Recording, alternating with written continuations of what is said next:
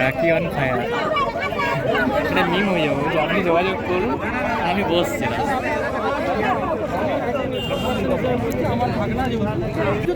আসছে আমাদের আন্দোলন চলছে চলবে, ডিএম সাহেব যতক্ষণ আসছে আমাদের আন্দোলন চলছে চলবে।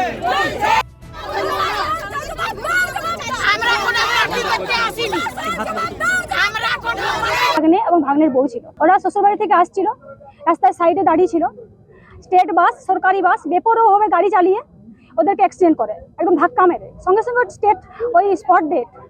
এখনো পর্যন্ত দুজনই স্পট, এখনো পর্যন্ত সরকারি বাসের কোনো সিজ হয়নি, গাড়ি ড্রাইভারকে অ্যারেস্ট করা হয়নি, ফিটনেস নেই, গাড়ির লাইসেন্স নেই, ইন্স্যুরেন্স নেই, সব ফেল। তা সত্ত্বেও অতজন যাত্রী নিয়ে রাস্তায় গাড়ি চলে কিভাবে? প্রশাসন কি করছিল? কিন্তু সরকারি গাড়ি কাগজ না থাকলে সেটা রোডে চলাচল করতে পারে। আর 10 টাকা লরি পয়সা আটকাচ্ছে, সরকারি বাস কোনোদিন তো চেক করে দেখে না যে কোন কাগজটা সঠিক আছে কোনটা ভুল আছে।